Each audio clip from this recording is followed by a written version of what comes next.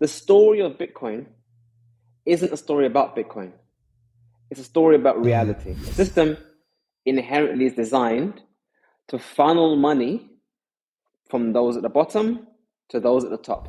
If those who say it can't be done, that's a lie. You can do shopping, literally buy anything you want. I buy stuff for my family. I even travel abroad using Bitcoin. It's not impossible.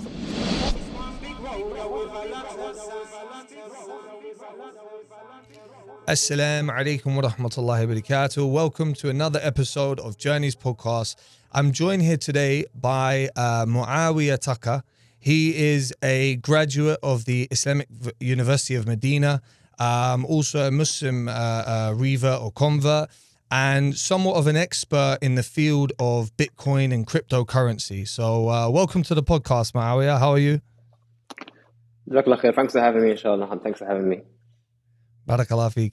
Muawiyah, we'll jump right in. If you could just tell us, a little bit about your background, maybe, where you grew up, what that was like for you and how that led or what led to you embracing Islam.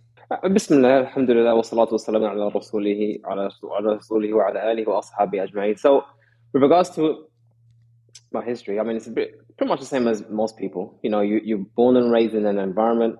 So I was raised in London. Family was kind of born again or Seventh-day Adventist mixture.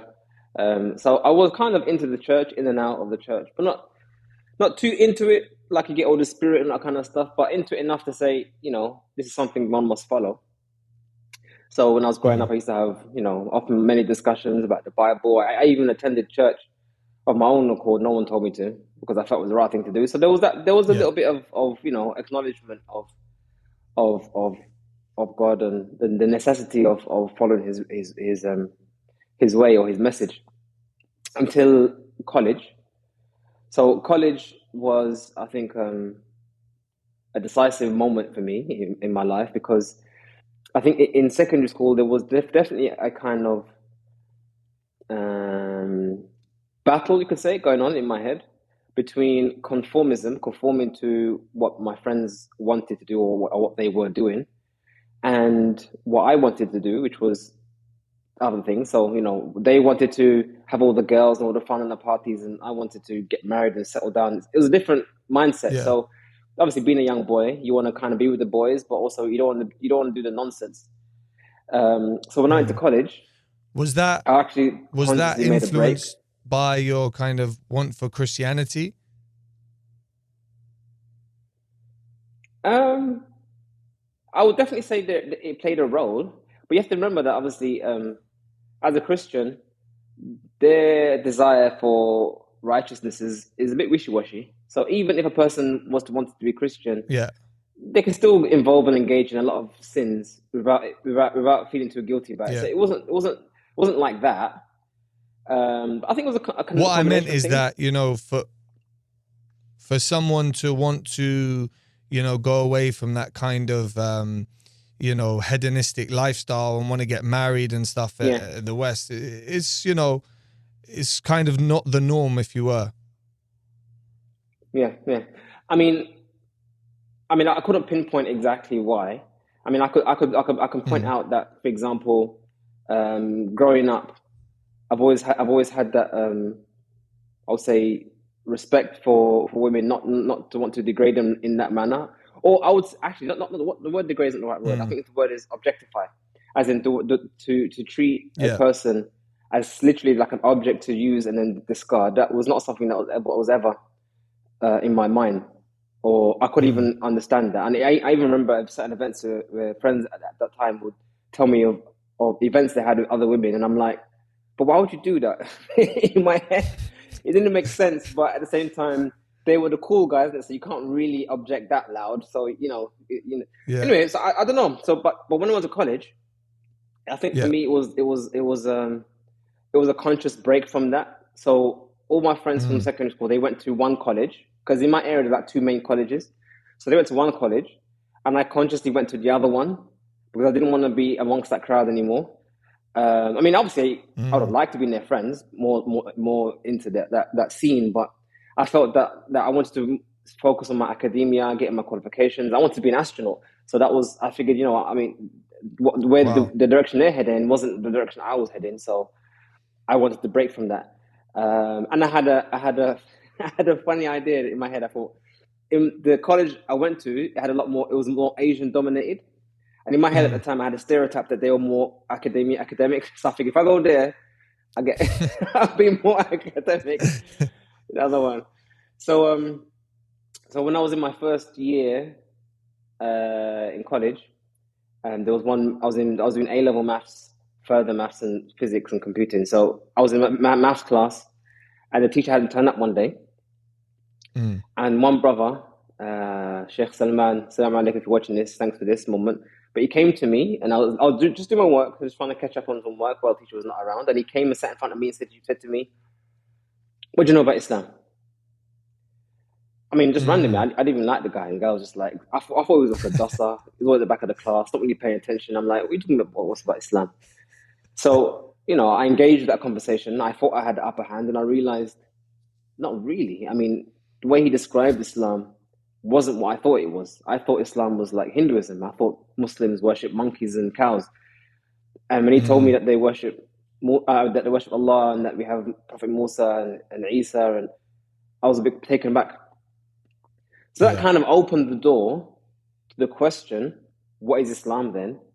And then, after, I think 8 months later, I took Shahada. So it was a bit of a journey.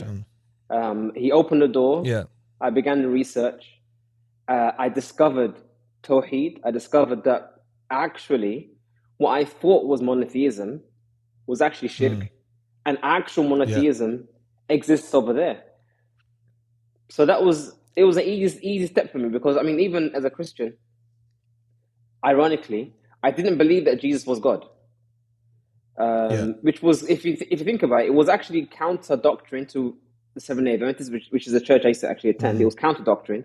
But in my mind, the Bible was quite clear. Jesus made dua to Allah. So how can he be God? So I was very, very fundamentalist in that regard, that the Bible says, so therefore I don't care what you say, kind of thing. But at the same breath, what other alternatives are there other than this church? You know what I'm saying? So you kind of know things are wrong, but because there's no real alternatives, you kind of stick to where you are. So when the alternative actually came, it was like, okay, that's all me, innit? Yeah. I think that's almost a lot of people in the UK. They say that they're Christian, but when you really kind of delve into exactly what do you believe, it doesn't really conform with what they're supposedly meant to believe. Yeah. And I think one thing that actually helps or aids in that is the fact that there isn't really a properly defined doctrine of Christianity. I remember there's a saying that was ascribed to Ibn Qayyim. I'm not sure if it's true. I'm sure it is, but I heard it when I was in Medina. That if 10 Christians gathered together to discuss creed, they'll depart company with 11 different opinions. So there's always it's not very clear, other than the common talking points. Jesus died for your sins. He died on the cross for your sins. Son of God.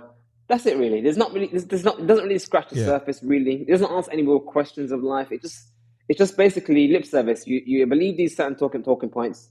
You attend churches, sing and dance, and you do whatever you want, really, after the end of that. So when you actually come across a religion that has a clearly defined belief structure, a clearly focused and detailed legal framework, when you have all these things in your face, it's like, wow, it's obvious, isn't it?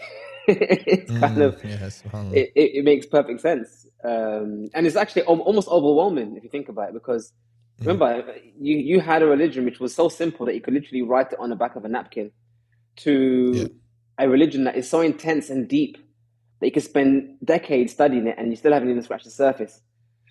There's no comparison. So that was how I think about 8 months after being exposed to Islam from Salman, I accepted Islam, and I was in September, the second year of college, and that's when my life took a massive shift. I shifted. I mean, shift in a way that although I was very focused in maths and physics and the rest of it, and I was in that direction. I was just so obsessed with religion. I was obsessed with Islam. I wanted to know everything about Islam, about religions, about everything. So I kind Yeah. of engrossed myself in that, and in a good way, I was distracted away from my studies. So academic-wise, my studies had a little bit of a dip from how I was projected my course before, because I was literally spending all my time studying Deen. Yeah. And to me, at the time, I didn't mind, because at the end of the day, my focus is now about Islam, because this is life and the rest of it. So when I heard about Medina University, no longer did I want to go and study physics, well, more specifically quantum mechanics. I want to study Deen. So that my vision was always to go to Medina University and Yeah. study there. So at the So time, you had that right from the beginning.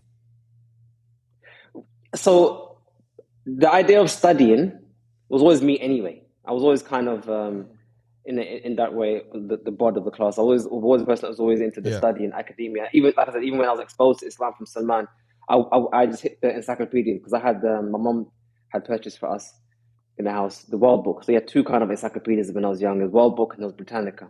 I had the World Book version. So literally, I consumed everything I could about the World Book, because there was nothing about Islam from that book. There was nothing else. We had no Google at the time. Yeah. And then there was a Islamic bookshop at the top of my road called Call to Islam. I literally raided that shop almost every day. So I was literally engrossed in everything Islamic And was wise. that I started to when attend. you're in that 8 months before you took Shahada, were you mainly researching by yourself, or were there people that you were going to and asking questions and stuff like this, or was it more kind of like a It was solo more self journey? research, more self research. Yeah, it was a solo journey. And like I said, for me, it was because I'm guessing because of, I mean, you can imagine someone who's into maths, into physics, into mechanics, very logical thinking. Everything was quite straightforward, formulaic, you can almost say. So Yeah. there wasn't really an emotional element saying, oh, I feel like this is the right way. It was more like, well, the evidence is this points to that. It's straightforward for me. Yeah. So I didn't really need that much convincing from a debating kind of thing. It was more like what I read made sense, and that was how it was. And ironically, I learned more about Christianity in that period than my whole life as a Christian, because I had to answer that SubhanAllah. question to myself. Okay, what do Christians actually believe? So I mean, I say that Jesus is the Son of God, but is that true? I never actually questioned that. So I tried to read the Bible to find the evidences myself, that kind of stuff. So yeah, that was essentially my journey. And because of Yeah. that academic background, I could say, or the idea of always wanting to study, as soon as I heard that there's an institution where you could study this full time, and not only that, they pay for that study, of course you apply in it. Yeah. That's just obvious. Yeah. So at the time, Yeah. Medina University, they used to send out teachers internationally to take applicants. Yeah. So they came to the UK the year I graduated. So I graduated, I'm not sure, I think it was 1998. I think it was 98. Yeah. Or was it 99? 90 or 99. And I applied. So I traveled, they came to Scotland. So I traveled to Scotland, me and some other brothers. We spent like 2 weeks with the teachers, attending their lessons, whatnot. And then we had the interview and whatnot. But after that interview, you don't hear the response until the next year. So I had basically a year out from college until I eventually got my acceptance. And then after that, I traveled to Medina, where I studied for 7 years. So I MashaAllah. graduated in MashaAllah. 2008. So yeah, So that was essentially my journey. you did the Arabic and then the bachelor's degree. Yeah, so obviously not knowing Arabic, I had to study the Arabic program, Yeah. and then obviously the master's. The bachelor's program. I did apply for masters, but alhamdulillah, qadarullah wasn't written for me. I didn't get in, Yeah. which turned out to be a blessing in disguise, because as I returned back to UK, certain things happened in my family that I needed to be there to support them, which if I was in Medina, that would have been a bit harsh. But anyway, Yeah. Yeah. So that's what Alhamdulillah. happened. So when I came back, well, a few years before I came back, in the summer holidays, I used to come back to teach Arabic. I used to do like a summer school, Yeah. a summer Arabic intensive. And then I figured, Mashallah. okay, if I didn't get into masters, I'll just come back and establish an institute focusing on teaching Arabic and Islamic studies. And that's pretty much what I was doing since 2008 until recently. Also, one of the things that I've seen you've been doing is the crypto hash review, and some of the stuff surrounding that. And I can't remember the first incident that I saw you perhaps talking about Bitcoin or something like this. But I was myself actually, I had a journey into Bitcoin where I was like, kind of, okay, what's this? Kind of a bit opposed to it. Then someone put me onto the Bitcoin standard.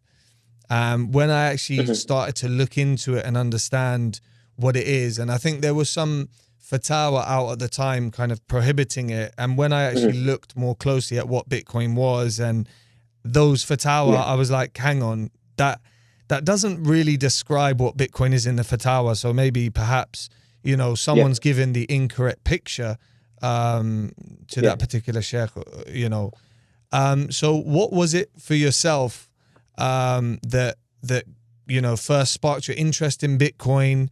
How did you find out about Bitcoin? And then, what led you down the rabbit hole? So it might seem disconnected, but if you bear with me, there is a connection. It comes down to, for me, my sharia background. So I graduated from the Faculty of Islamic Law. That means I'm exposed to what is the sharia, what the rules and regulations of Islamic law, how you implement it. And ironically, if you think about it, I'm not sure. Again, I'm not sure if these things played a role either directly, subconsciously, or not. It's interesting how these things come together. But if you can imagine a young boy in secondary school, part of the Seventh-day Adventist Christian denomination, who emphasize the law of Moses. That's what makes Seventh-day Adventists who they are. The Seventh-day Adventists, those who don't know about Christianity, the Seventh-day Adventist Church say that Christians should follow the law of Moses because Jesus never came to change the law. He came to fulfill the law. That's what the doctrine says.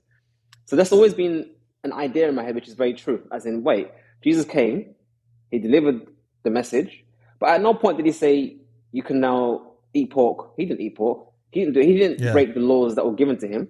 He followed the same laws as everyone else. So why do Christians later on break these laws? Which again, if you think about it from an Islamic perspective, this makes sense, obviously, because there was no reason to change. I mean, if it was the case, if Isa said laws have changed, then fair enough. But unless evidence is to state otherwise, it remains as it is. And as we as Muslims, we follow the Sharia. So fast forward, I don't know, 5 years. Now I'm in Islam in Medina University, and I have a choice to study Islam. We had 5 faculties. There's a faculty of Quran, where you memorize the Quran and you memorize all 10 recitations of the Quran, and you specialize in tafsir, explanation of the Quran. You have the faculty of Lugha, language, where you become a sheikh in the language. You have the faculty of Hadith, where you specialize in the science of Hadith, the science of grading Hadith, which Hadith is authentic or not. You have the faculty of Da'wah, which is basically propagation, teaching people about Tawheed, about history, about Islam, the mission of Islam. And then you have the faculty of Sharia, which is specialized in law. All 5 faculties have essentially the same core. They all learn about Tawheed, monotheism. They all learn about tafsir. They all learn the core basics. However, each one of them specializes, or they have additional knowledge or additional lessons on their speciality. So I felt that da'wah was broad, and I wanted to home in on that which is applicable to our daily lives, as in every day. I mean, you know about Tawheed, you know about Shirk, you know about how to behave and the rest of it. And da'wah is straightforward. But technically speaking, we have, as Muslims, especially in the West, a lot of questions about how we behave, our interactions with others, marriage, divorce, children, business, everything. We have these questions, and I know what it's like being a Muslim especially a new Muslim, not having people to answer these questions. The only way to get answers really was to phone your friend who knows another friend who can ask a sheikh in Saudi, and who get a question back, and you have to get it translated, and you have to deal with you have to mitigate the risks of mistranslation or misrepresentation of your fatwa. It's a minefield. So I figured, you know what, Yeah. Sharia will be very, very important. So that's what I did. We focused on Islamic law, which is extremely deep, covering every aspect of life, from inheritance, from business, from contracts, from business partnerships to judicial law, criminal law, everything. Everything is covered, even issues of slander, backbiting, all of it. It's all covered. So now fast forward to graduation, and I'm now returning to the UK.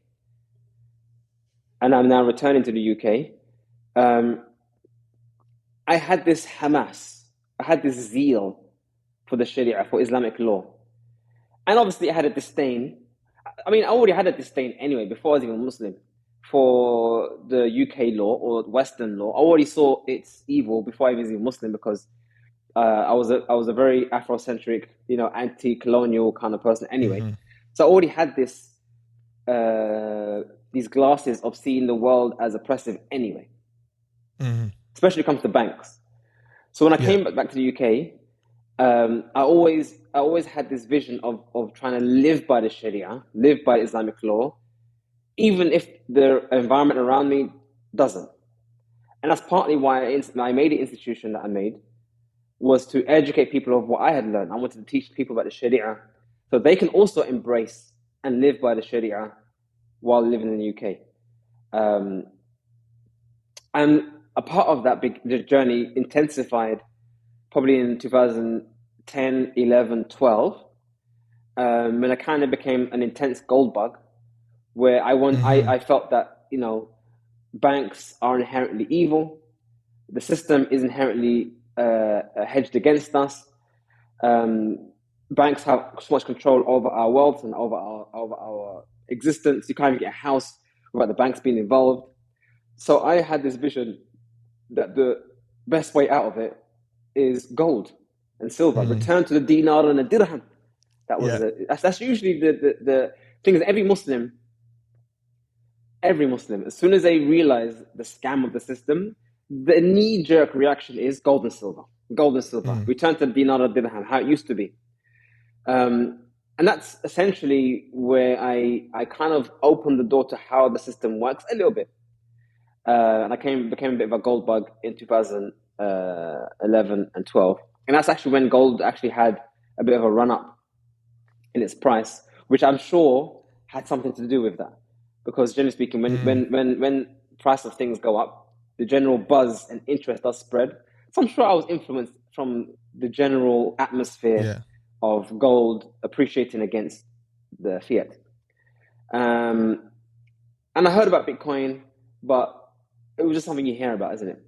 So I always had this vision and this idea that, we should try our best to exit the system as much as possible, especially as it relates to hijrah or migrating away from the UK. But fast forward though, 2016, 17, I can't remember exactly what motivated me. No, I kind of vaguely remember what motivated me to try and learn more about Bitcoin. It was something happened, I think, with PayPal, because obviously in our institution we had you could sign up for our courses online, you could pay for our courses online, and I think there was some issue, some beef I had with PayPal. And I said to myself, but why am I having this beef? If someone wants to pay me for my course, why are you getting involved? I got so frustrated. And I said, there has to be another way. So I said to myself, you know what, let me at least add the option of accepting Bitcoin. So at least there's another option. Maybe someone out there might pay me in Bitcoin. Who knows? Yeah. So I found the plugin to WordPress that allowed me to accept payments in Bitcoin. I went to open up a Coinbase account. I purchased about, I think, £50 worth of Bitcoin at the time. I trialed a trial payments. I paid for my own course, made a payment with Bitcoin. The transaction was successful. I was like, yeah, great, it works. And I left the platform or the plugin doing what it's doing. Needless to say, no one paid me in Bitcoin for any of my Arabic classes. But that got me to purchase my first Bitcoin. So you can see from the narrative already, Yeah. my story had nothing to do with the price going Bitcoin going up. I didn't even know Bitcoin even went up in terms of price. I just knew that it existed. And that Yeah. was in July 2017. But then in August 2017, a month later, when I checked if anyone's paid for any course or anything like that in Bitcoin, I noticed that the money that was there was more than what I paid for. I'm like, what happened there? Why did it go up? And then the rabbit hole began. Then literally I fell down that rabbit hole of money, of Bitcoin, how markets work, how trading works. All of that just opened up a long journey. So that was 2017. So I initially thought I was introduced to Bitcoin by that event, which I just described. But I later found out years later that when I was deleting some old stuff on my phone, that I had a screen recorded from Jazeera, the news network, about Bitcoin from 2016. So I was obviously aware of it before 2017, but I obviously never did anything about it.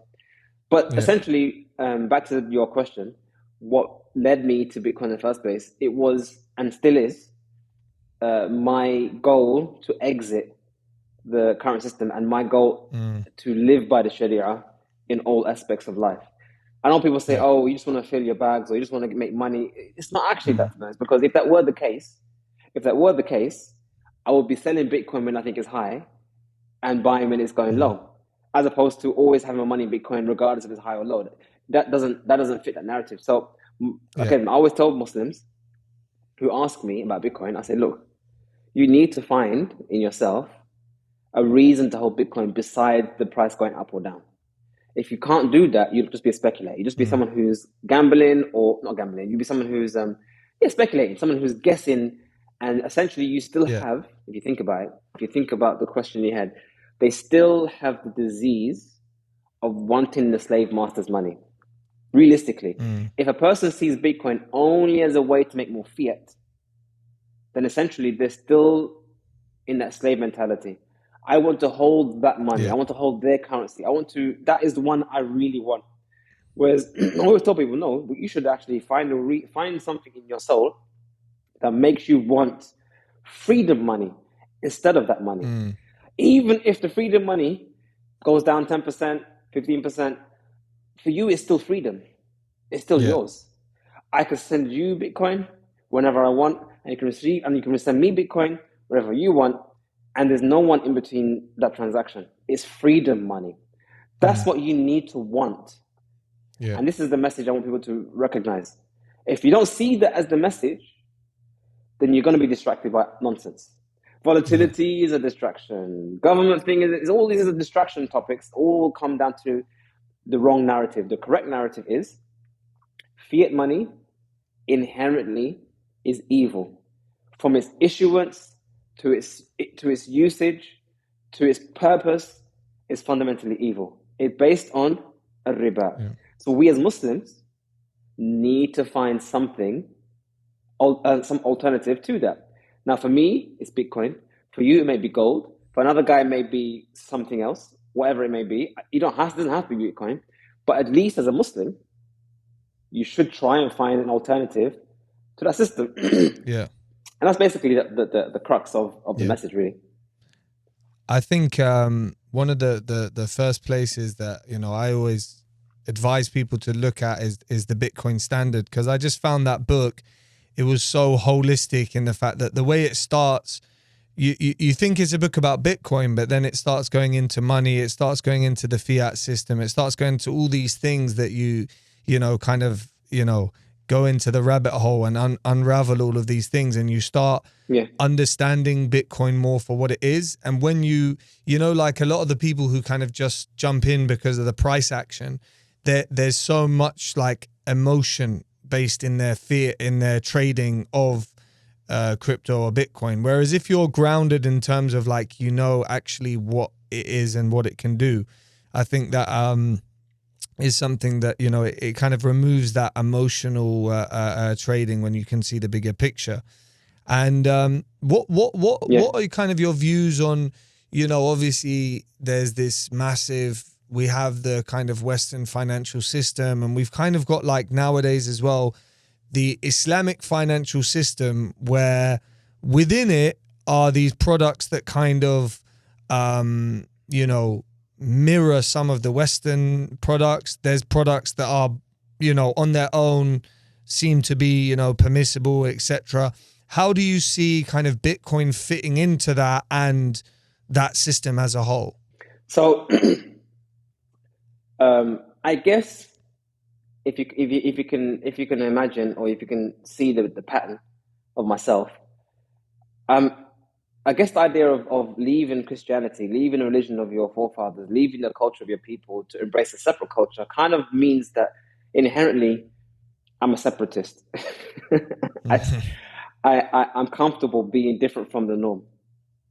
And I do feel that Yeah. that does influence my view on this question you asked, because I feel that Muslims, and the thing is, even non-Muslims, I don't think this is inherently a Muslim-only problem. This is the issue.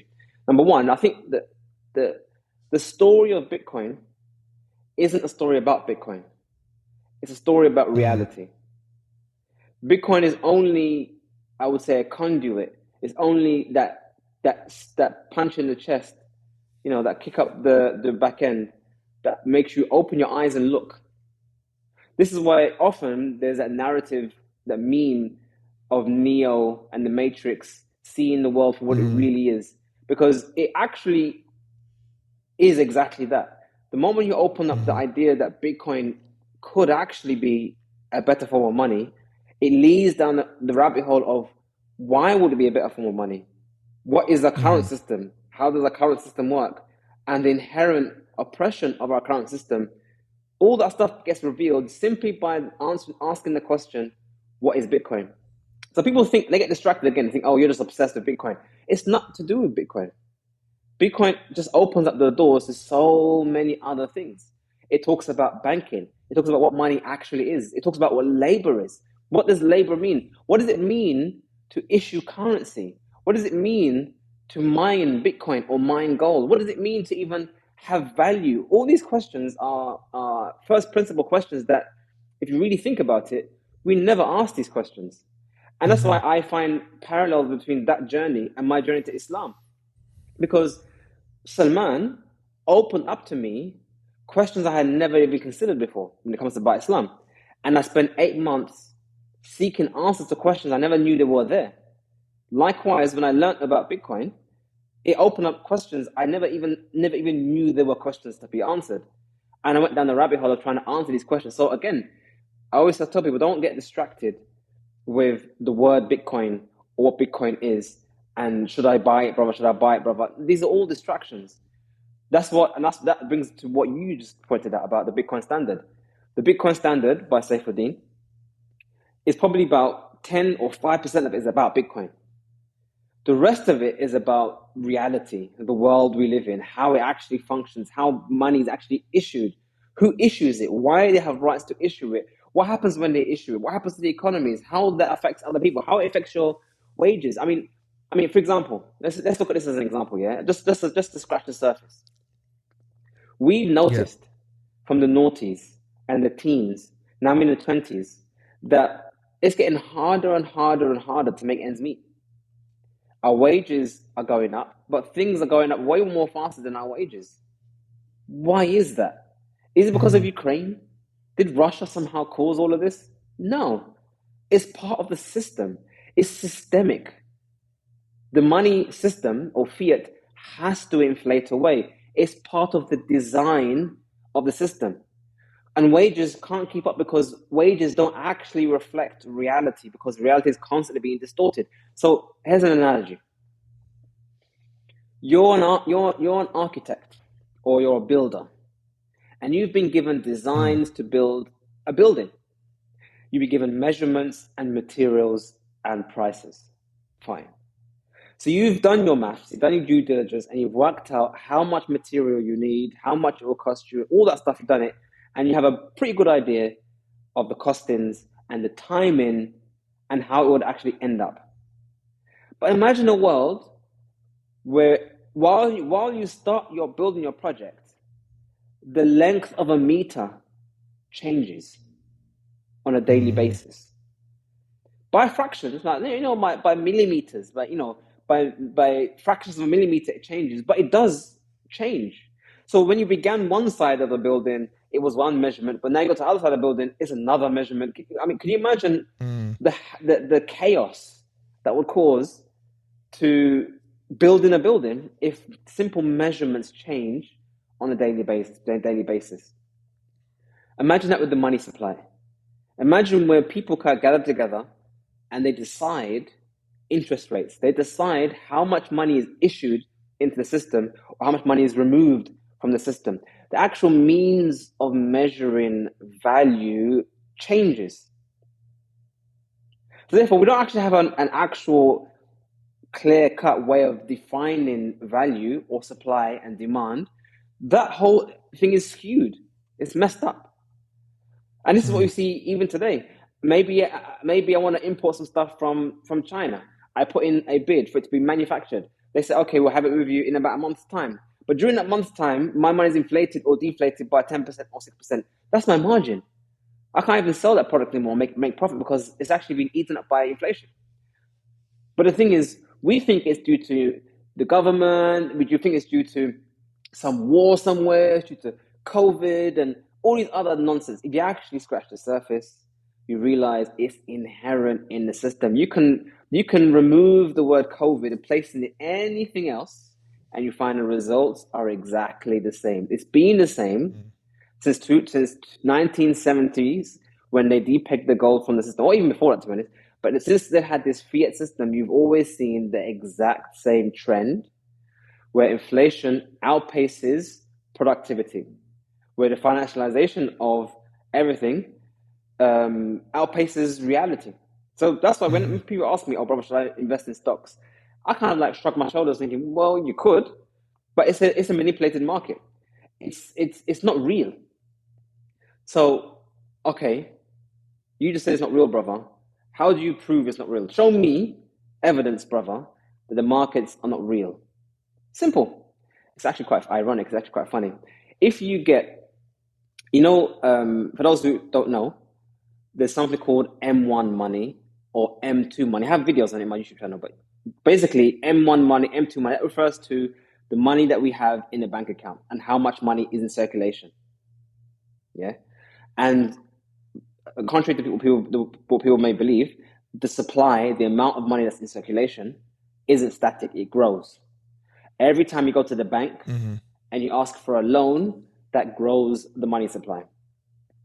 If you were to divide, you're dividing the growth of the money supply by the growth of the stocks, you find that stocks for the last 20 years have been flat, haven't moved. So what you're thinking is the stocks are gaining value. It's not really gaining value. Because if you were to actually divide the value of the stocks by the amount of money being issued, you find that the stocks hasn't changed in the last 20 years. So you're perceiving the growth in stocks as being money go up, but in reality, it's the value of your money going down. The actual reality of it's being the same. Likewise, if you actually plot the same thing with regards to gold, same thing, it's actually flatlined. So again, it's a distortion of the market. So you could participate in these financial institutions and engage in those markets. But essentially, all you're doing is playing the system. And what is the system? And this is, everyone listen carefully. And this is like a summary of all my rant. The system inherently is designed to funnel money from those at the bottom to those at the top. That's exactly it. It's the exact opposite of Islam, where we have zakah. Those who have money trickles downwards to the people who don't have money. We actually have money which trickles down upwards. Hence, those who Yeah. have money to actually invest in stocks and buy property and invest in these assets, they're the ones who benefit from the system. Because the reality is, the poor man, they think that having money makes you rich. But the rich man realized long time ago, money is trash. The real money is in the assets, the things that don't increase. You can't print property, you can't print land, you can't print these things. So if you have these things which are actually scarce, limited in quantity, they will, by design, increase in value. That's why they have portfolios of investment. They have to beat inflation. So yeah, I mean, that's why me personally, my view has always been contrary to, or a bit maverick, or a bit extreme, in the sense that I don't engage in any. I exit the system personally, me, in its totality. I believe that Muslims should build new systems. We should use Bitcoin or other systems like gold, or whatever system you want, and build a parallel system, something separate, like the Messenger of Allah sallallahu alaihi wasallam didn't try to work with Quraysh and get into the government of Quraysh and try and change Quraysh from within. He migrated to Medina and did something separate. He built something completely different somewhere else. This is what we need to do. We need to think of a Medina mentality, not a let's work with them mentality. But how would you, I mean, obviously what people would say in response to that is perhaps, I've got to look at my kind of family, my surroundings and people around me, the next generations, etc. And therefore, whether it's Bitcoin or whether it's stocks or whether it's property, I'm going to invest in these things to try to, increase or maintain my wealth, just as these other rich people have. And unless there's some real kind of mass movement, which I mean, I guess to some degree that the Bitcoin mass is building, how would one really go about actualizing that or taking forward actions other than kind of just investing in a traditional manner? So the parallels I have here would be to do with, I guess you can look at it, like I said, you look at it in terms of, when you mentioned the issue of mass migration, should I wait until more people are involved in Bitcoin to get more involved in Bitcoin? I'm sure there were many people at the time, Messenger of Allah sallallahu alaihi wasallam, who were waiting for most people to become Muslim before they became Muslim. As in, they waited until the conquest of Mecca to accept Islam, when they knew it was the truth from beforehand. Whereas those who had the higher virtue and saw the truth and accepted the truth and fought for the truth at the beginning, they obviously had a higher rank. Now, I know many people won't like that parallel. They'll think I'm trying to religiousify, you want to say, or bring Bitcoin into religion. But just understand the parallel. It's a parallel. It doesn't mean that Bitcoin is religious. But Islam would not have been here without the first ones taking up the mantle, taking up the struggle of pushing it forward at the detriment to their own selves. Listen carefully. The Sahaba, when they were in Medina, they struggled. There was famine, there was disease, there was hunger, but they struggled. And that struggle paid off dividends. They got mentioned and praised in the Quran. We speak about them centuries on. We all love them and make dua for them. And no doubt their sins are forgiven. Allah mentioned about the people of Badr, the people of Uhud. So obviously, their struggle was rewarded greatly, even though they were few in number. And those who came later. Those who came later, they were seen as literally that, those who came later. So a person can take the same stance. You can either make the step now, if you know that Bitcoin is a better alternative to the fiat system, and you know that think of it this way, it's just straightforward. To me, it's straightforward. Again, I'm very logical. One system is based on riba. It's not a debate, it's not a discussion. It is. No two Muslims, whether you like Bitcoin or hate Bitcoin, whether you like the system or hate, no matter what it is, we all know inherently that one system is haram at its core.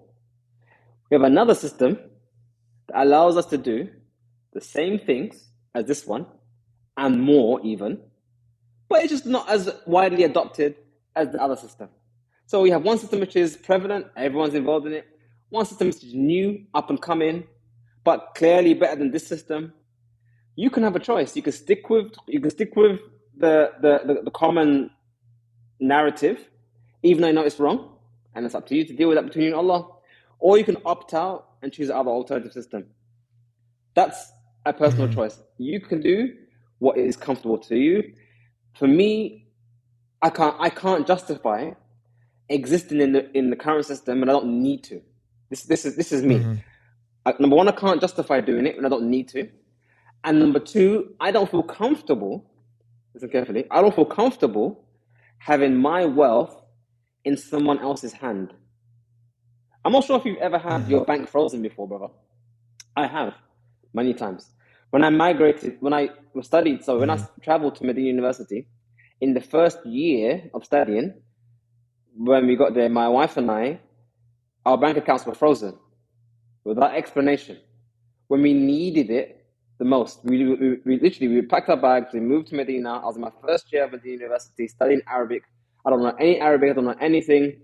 I need to pay my bills, and I had money in the bank, and they froze. They actually cancelled both of our cards, so I couldn't actually access my money. My money, I couldn't access it. They gave me no explanation, no justification, no nothing. And it got to the stage where we had no. I mean, I'm not even joking. My wife and I, there was one day I remember where we had only one potato left to eat, and she literally boiled the potato and cut it in half. She had her one half, I had one half. Were we poor? No, I had money, but I couldn't access it. That moment instilled within me the desire to exit that nonsense. I don't want to be in that situation again. So fast forward, many years later, I've had other bank accounts close on me. And alhamdulillah, they've done so when it hasn't affected me, because I try my best not to have money in the bank accounts. If they do close it, they're closing an empty account. Whatever, do what you need to do, man. You could do what you like. I only use your bank account to pay people who are still in the old system. That's it. I move money into the bank account, I pay someone else, but the bank account remains empty. Yeah. I mean, everyone has different the way their family is structured, the way everything is structured is different.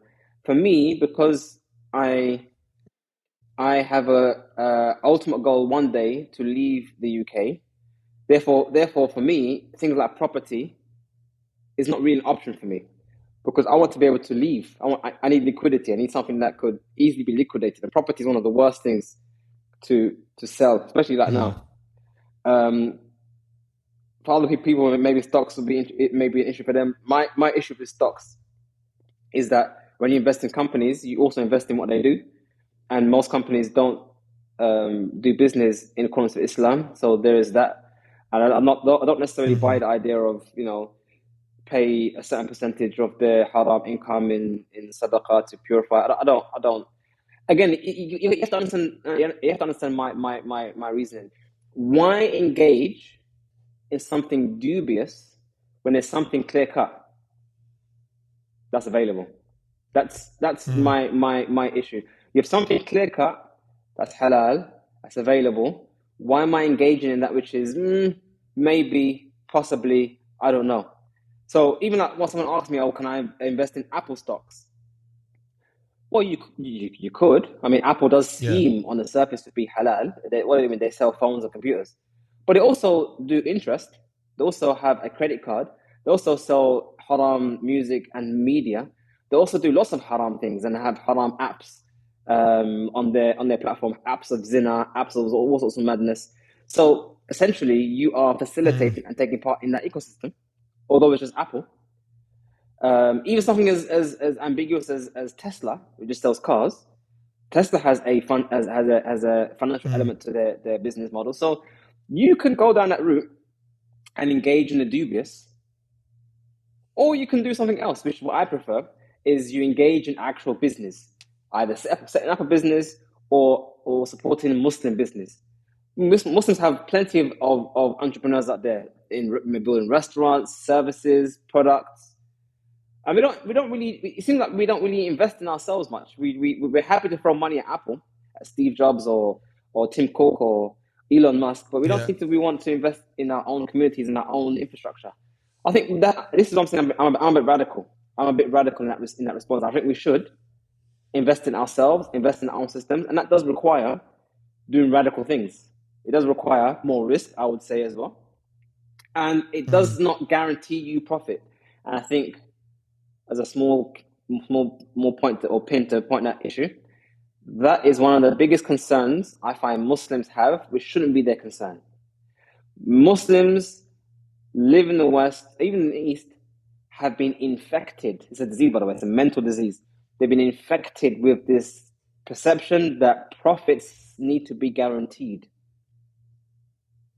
If you believe there's such a thing as guaranteed revenue or guaranteed profits, or it should be risk-free, you're essentially got that Riba mentality, your interest mentality, whereby I give you a loan, I get the loan interest, there's no risk involved. That's that mentality. Actually, Muslims are the opposite. We are risk takers. That's part of markets and business. I buy this product that may not sell, but that's the risk I take. I invest in your business that may not be successful, but that's the risk I take. This is what markets are made of. They're made of participants who come together, take risks, make profits based on those risks, and lose based on bad decisions. That's how markets work. The moment you take out risk from the markets, you essentially inject what they have, which is the interest-based markets. That's why they have bonds and financial markets where they guarantee you X amount of percentage. Even Islamic banks, by the way, Islamic banks, if you deposit your money into their banks, they give you X amount percentage API of yearly yield. How can they guarantee you a percentage? And why do you think that's fine? You get what I'm saying? So as you can see, fundamentally, there needs to be such a rapid and drastic shift in how Muslims think because Muslims don't actually know how business should behave in Islam. We talk about sharia. We talk about how we want sharia law. We want Islamic law. But in practice, Muslims don't really want that. And I don't mean that to put anyone down. I'm just saying that if I give a Muslim the chance of implementing the Sharia 100% or implementing the Sharia 20% and the rest 80%, you'd find, surprisingly enough, many would gravitate towards the other option. And it's unfortunate. It is unfortunate. I just had listened to a podcast a few weeks ago. Brother Abdul Wahid Stevenson, he's forwarded me a podcast about Islamic banking. Those that don't know, Abdul Wahid also does dawah. He graduated at the same time as me. He does dawah in South London. And it was about Islamic banks. And they mentioned, the guy who was involved in Islamic banks for years, he mentioned that when, I think it was HSBC, so before HSBC launched their Islamic finance product, quote unquote, they approached a certain country, I'm not going to mention which country it is, but a Muslim country, for them to implement these Islamic way of banking, quote unquote. And I say quote unquote, meaning that it was at least trying to do things not openly haram, like Riba. They tried to do things at least trying to make it more in line with Islam. And offered it to these banks in the Muslim countries, and they actually just said no. Who's going to want this product? They actually refused the option, which was clearly more Islamic than the options they were having, because it wasn't a product they wanted to sell. It was only after HSBC actually launched their product, the Islamic finance product, whereby they jumped on the bandwagon and did the same. Again, this highlights the problem we have as an ummah. We're complacent, we're relaxed, we're fine in the environment of haram. There's no real motivation to change. There's no real motivation to make a difference. That's why we need people who are radical, who are following your podcast, to change. What would you say to the people that say, yeah, but I'd love to, go all in Bitcoin and, have this new system. I do believe that it's a good system that's away from riba, etc. But I need a bank for my job. I need fiat money to go and buy in the supermarket. I need, to do business with different people who don't accept Bitcoin and aren't willing to. Even amongst the Muslims, you got some of the kind of like old school big businessmen. They're not really interested in Bitcoin. They don't want to hear about it. Maybe people have to transact with them. So what would you say to someone like that? Is it a case of just, maybe slowly having a bit of Bitcoin, or and just continuing with what you're doing, or what would you say to someone in that position? I would say stop making excuses. So, as you can see already, and hopefully everyone here can see, I'm very passionate about Bitcoin. What I hope everyone sees is the reason why I'm passionate about Bitcoin. It's not because money go up and because Bitcoin is going to go to whatever, and to the moon, and the rest of it. It's not because of that. It's because generally, ideologically, I find it imperative that I exit the system. That's me. That's at least me. And I felt to myself in 2020 Yeah. that if this is my narrative, this is my message, this is my da'wah, then at least you should believe in that da'wah. I mean, I can't be waving a flag and not be doing it. I mean, that's a bit hypocritical. And there was a time when I was like that, by the way. When I was learning about Islam, remember I told you I was learning about Islam. I actually believed Islam was true months before I took Shahada. I was even given da'wah. I was even given da'wah to Islam, telling people about the Quran and Islam and whatnot. And I wasn't even Muslim yet. So there was what actually led me to become Muslim in the end was the reality that I was being a hypocrite. I was telling everyone about Islam, but I wasn't being one. So likewise, in 2020, I said to myself, you know what? I'll tell everyone about Bitcoin and it's going to change the world. But if I'm not living it, it's just words. So I decided in 2020, that's it. I'm going to go 100% Bitcoin. I'm going to pay my bills in Bitcoin. I'm going to do my shopping in Bitcoin. I'm going to travel in Bitcoin. I'm going to do business in Bitcoin. And now it's 2023, and I'm still doing that. Every day, I go shopping with my wife, and I do my shopping in Bitcoin. Every week or so, I pay my rent in Bitcoin. People think it's not possible, and that's just an excuse. That's what I said. Stop making excuses. It can be done. I'm not saying it's easy, but again, that's the point. Just because something is not easier doesn't mean it's not the right thing to do. I'm sure it wasn't easy for the Muhajirin to make hijrah and leave all their wealth behind and make a new life in Islam. It wasn't easy, but they knew it was the right thing to do. It wasn't easy for the Ansar taking all these strangers into their homes, but they knew it was the right thing to do. It's not going to be easy to shift your entire way of living on banks and fiat to a Bitcoin standard. It's not going to be easy, but we all know it's the right thing to do.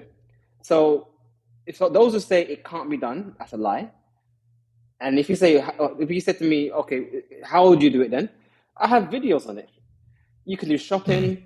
You can literally buy anything you want.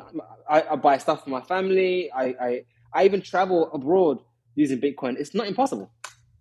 No, I don't say that the company you're doing business with will receive Bitcoin.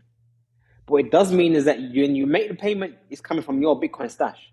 Just like if you was to, for example, travel to Bangladesh or travel to Pakistan or travel to Turkey, and you were to go to McDonald's and you were to pay for your McDonald's using your debit card, you don't have lira, but they receive their lira.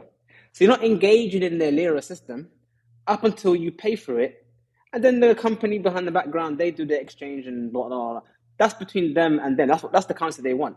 If they will accept Bitcoin, then give them the Bitcoin. But if they don't want to accept Bitcoin, give them whatever currency they want to have. But it doesn't mean you have to live in that currency. That's number one. And number two, start accepting Bitcoin. Start when you invoice people, when you want to get paid wages, start demanding Bitcoin. Say to someone, look, I want to get paid in Bitcoin. They might say to you, oh, how do I do that then? Then teach them. First, you find out, and then teach them. There's a company called Bitwage. So all you have to do is give your company their details. They make an account, and they'll pay your wages to Bitwage, and Bitwage will give you your wages to you in Bitcoin, or some in Bitcoin and some in fiat. However way you want to do it. But the point is, your company doesn't have to deal with you. They just pay your wages to Bitwage, and automatically it comes to you in whatever currency you want, in whatever ratio you want. You decide. You decide how much of your wages is in Bitcoin. If it's 100%, 1%, no percent, you decide. So it's an excuse. It's just an excuse. And I always tell people, it's embarrassing really to be a Bitcoiner and not ask to be paid in Bitcoin. That should be your default. If someone says to you, I'll pay you this, I'll do a consultation, say the first thing you should say is, okay, pay me in Bitcoin. I'll give you a discount if you pay me in Bitcoin. Incentivize, do your due diligence. Because remember, like I said to you, this is your way of exiting the system. Remember, every time you deal with the banks, you are fueling their fire. They charge you money. They charge you revenue. They make profit from your liquidity. Don't think that just because your bank doesn't charge you interest, they're not benefiting from you in that regard. They are. So opt out, make effort. That's me. Yeah, that's me. And like I said to you, I am radical. But I think one of the benefits of this radical approach is that when everyone does move more towards Bitcoin, you're already there. You don't have to learn how to live the Bitcoin life. You've already been doing it for years.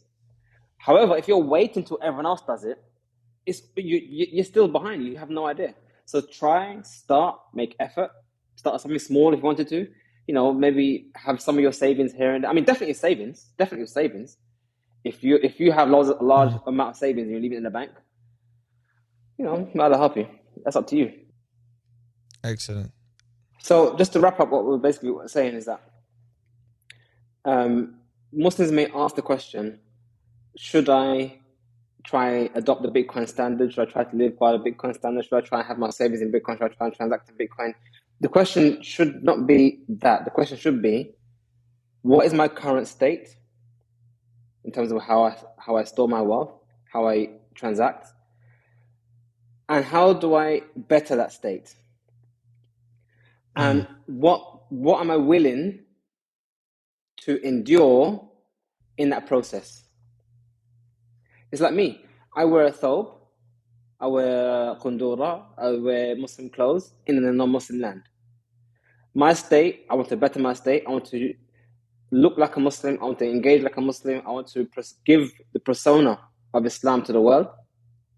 And I'm willing to endure the difficulties that come with that. And I know it's more easier just to wear the normal everyday clothes that the non-Muslims wear and blend in. It's easier to do that, but I know which one's better. I'm happy to deal with that.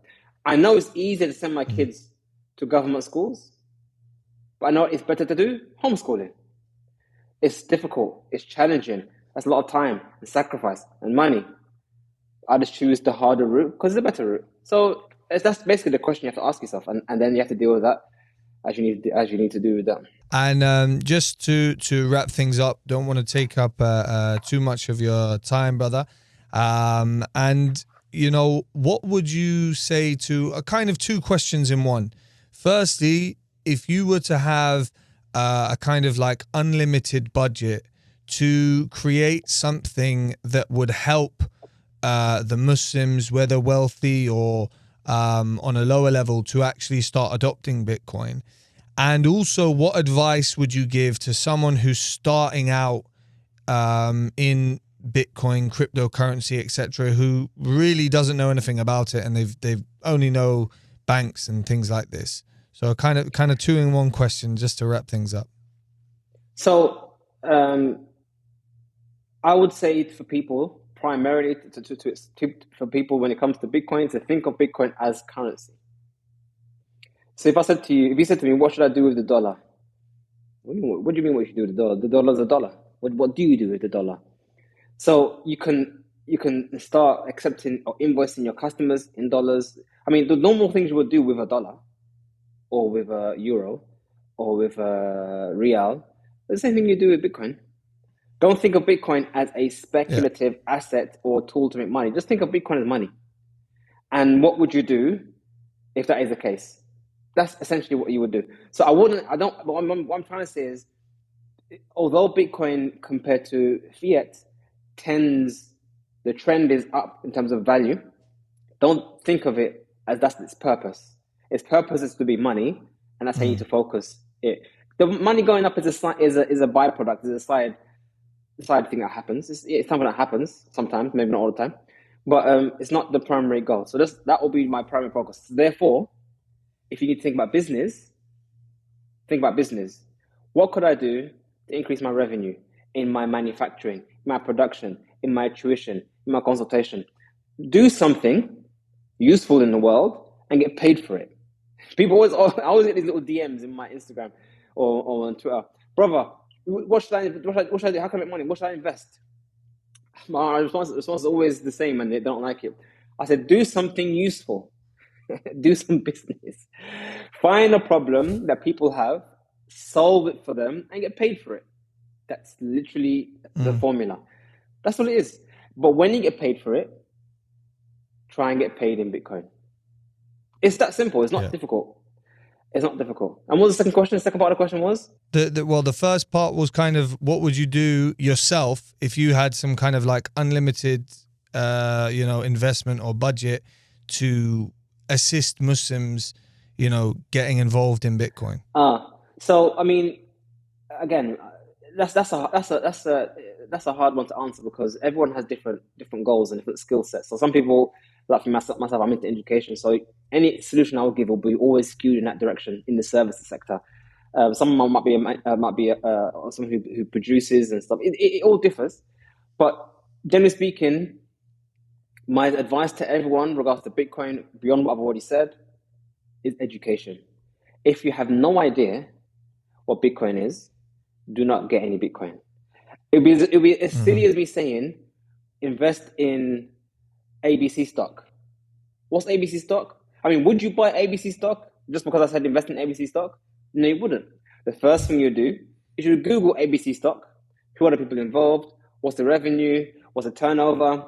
What's the industry? Who are the competitors? Yeah, that's what you would do normally when it comes to the stock. So why is it when people say Bitcoin, the first thing they do is just buy anything you just say? It's ridiculous. No, you educate yourself, you learn, and like what you did, the Bitcoin standard. Read about how the system works. Read about why you need Bitcoin, and only once you know why you need Bitcoin, you can't answer the rest of the questions yourself. Nice. Jazakallah khair, bro. What about one word to sum up Dogecoin? Waste of time, which is more than one word, but listen. The easy way to answer that is look at it this way. For all of what we just said here in this whole podcast, there's an undertone of solving a real world problem. Problem being system of oppression and riba and its exit. All these other nonsense coins are not solving that problem. In fact, they are just another form of fiat. All it is just another. It's just rather than fiat from the government, it's fiat from some other company. That's all it is, just another form of fiat. Why waste your time with another form of fiat? Stick to that which is actually an exit, which is Bitcoin. Yeah. Jazakallah khair, appreciate it, bro. Thanks for the time. And inshallah, may Allah bless the work that you've been doing and increase you. And, we hope maybe you'll inspire some people to start reading, educating themselves, and also getting involved as well. Inshallah. Jazakallah khairan. Hayakumullah.